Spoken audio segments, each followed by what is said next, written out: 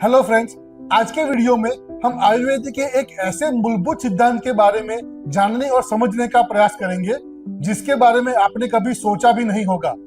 हमारा यकीन करिए, आज का वीडियो देखने के बाद आयुर्वेद के मूलभूत सिद्धांत कुछ अंश तक जान के आपका आयुर्वेद के प्रति दृष्टिकोण अवश्य बदल जाएगा। मित्रों, आज के जमाने में आयुर्वेद के नॉलेज को और आयुर्वेद की चिकित्सा के बारे में बहुत सारे वीडियो YouTube पे और बहुत सारे सोशल मीडिया पे अवेलेबल हैं। इसमें कितना सच है और कितना हमें अपनाना नहीं चाहिए, इसे आज हम एक एग्जाम्पल से समझने का प्रयास करेंगे। हेलो फ्रेंड्स, मैं वैद्य जयदीन नायक आपके अपने YouTube channel have happy and healthy life पर एक बार फिर से आप सबका स्वागत करता हूं। सालों पहले आयुर्वेद के ऋषि मुनियों ने और अन्य लोगों ने भी खाने लायक चीजों को दो चीजों में विभाजित किया था। एक को कहा था भोजन और दूसरे को कहा था विष।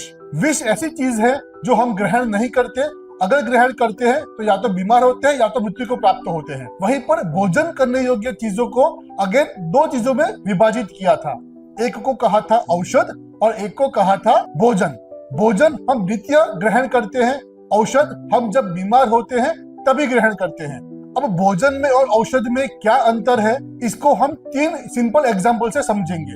भोजन वो चीज है जिसके अंदर एक्टिव पार्ट्स या फिर आयुर्वेद के परिभाषा में वीर्य तत्व या फिर सामान्य जन समाज को समझने के लिए हमारे शरीर में काम की चीजें कम मात्रा में होती है, इसीलिए हमें बहुत ज्यादा मात्रा में भोजन को ग्रहण करना पड़ता है।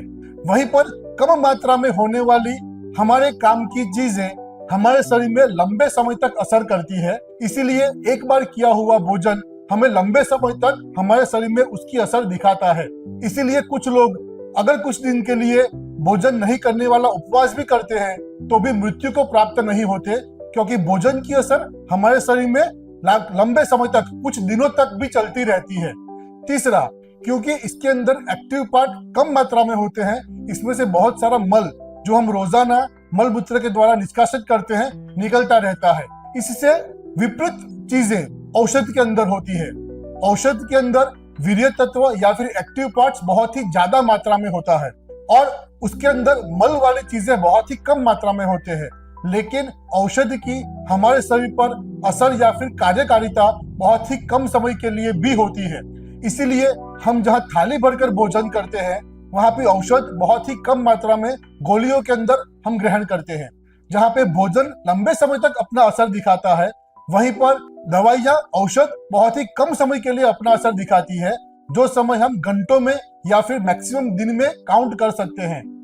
जहाँ पर औषध का असर घंटों में काउंट होता है, वहीं पर कुछ दवाइयाँ अगर 8 घंटे अपना असर दिखाएगी तो हमें दिन में 3 बार लेनी पड़ेगी। अगर वो अपना असर 24 घंटे दिखाएगी तो दिन में 1 बार लेनी पड़ेगी। ऐसा कोई औषध नहीं होता जो आप एक दिन लो और महीनों तक उसका असर दिखता रहे। ये समझने के बाद अब हमारे दिमाग में एक चीज तो क्लियर हो गई कि भोजन और औषध अलग अलग चीजें हैं। अब ऋषि मुनियों के दिमाग में या फिर उनके देखने में एक बहुत ही बड़ा प्रश्न आया।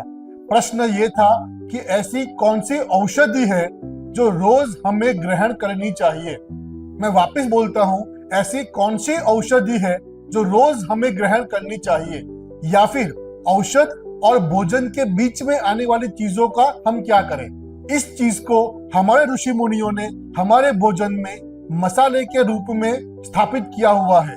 हाँ मित्रों, हमारे रसोई में जो सारे मसाले हम नित्य प्रयोग करते हैं, जैसे अदरक या लहसुन, जैसे राई या फिर हींग या फिर मेथी या फिर कुछ भी ऐसा, वो सब मसाले औषध का ही काम है या फिर औषधि ही है।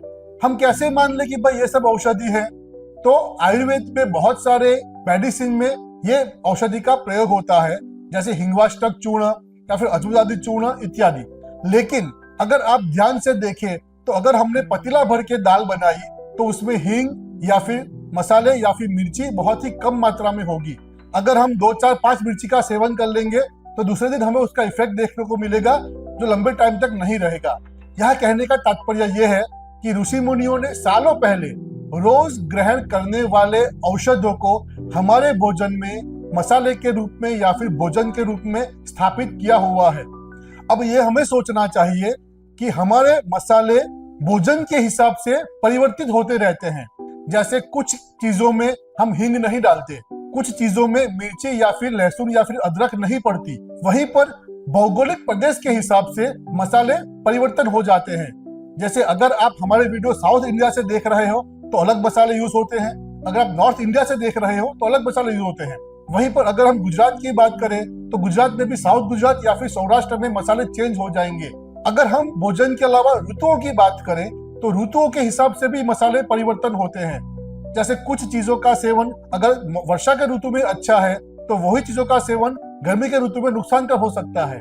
यहाँ हमें सोचने और ध्यान देने वाली बात यह है कि हमारे ऋषि मुनियों ने नित्य सेवन करने वाले औषध या मसालों को भौगोलिक प्रदेश के हिसाब से, भोजन के हिसाब से, ऋतुओं के हिसाब से, कहीं कहीं पर तो हमारे उम्र के हिसाब से भी प्लस माइनस या फिर परिवर्तन किया हुआ है। तो ऐसी कोई औषधि नहीं है जो हम रोजाना ग्रहण कर सके। अगर आप ऐसे वीडियो देखते हो कि एलोवेरा जूस शरीर के लिए बहुत अच्छा है तो एक बात ध्यान रखें कि आंवला हो या एलोवेरा हो, नीम के पत्ते हो या कुछ और हो, हमारे ऋषि मुनियों ने इसे हमारे रोजिंदा भोजन में शामिल नहीं किया है। मतलब इसके वीर्य या फिर इसकी पोटेंसी या फिर इसकी हमारे शरीर में असरकारकता हमारे रोजिंदा मसालों से भी ज्यादा है। आप आराम से या फिर ध्यान से सोचिए कि अगर हम रोजिंदा मसाले भी ठीक से ग्रहण नहीं करते या फिर कम ज्यादा ग्रहण करते हैं तो उससे भी बीमार हो सकते हैं। अगर हम नमक ज्यादा खा लेते हैं तो हमारे हृदय में तकलीफ हो सकती है। वैसे ही अगर हम उससे ज्यादा पोटेंसी वाले औषध का बगैर सोचे समझे सेवन करेंगे तो पक्का बीमारी को प्राप्त होंगे। इसीलिए आयुर्वेद के ऋषि मुनियों ने बहुत ही क्लियर संदेशा दिया हुआ है सभी वैद्यों को कि वैद्य जो बीमारी ठीक करने योग्य है उसे ठीक करके औषधि का सेवन बंद ही कराए। अगर कोई वैद्य किसी भी रोगी में ठीक होने वाली व्याधि में लगातार औषधि का सेवन कराता ही जाता है तो उस वैद्य को अपने आप के वैद्य होने पे शंका व्यक्त करनी चाहिए, क्योंकि जो मसाले या फिर जो औषध नित्य ग्रहण करने वाले हैं वो हमारे ऋषि मुनियों ने सालों पहले हमारी सब मम्मियों को बता दिए, जो अपनी बेटियों को बताते हैं और वो अपनी बेटियों को बताते हैं। इस तरह से वंश परंपरागत ये नॉलेज, ये आयुर्वेद का ज्ञान हमें मिलता रहता है, जो आगे भी मिलता रहेगा। इसके अलावा किसी व्याधि में किसी औषधि का सेवन करना या फिर उसकी जरूरत होना या फिर नहीं होना, ये उस वैद्य का काम है जो आपकी दशविध या फिर त्रिविध या फिर बहुत सारी तरह से परीक्षा करके या फिर कंसल्टिंग करके आपको आपके बारे में योग्य उत्तर दे सकता है। मित्रों, हम आशा करते हैं कि आज का वीडियो देखने के बाद आपके दिमाग में औषध और भोजन का डिफरेंस एकदम ठीक हो जाएगा।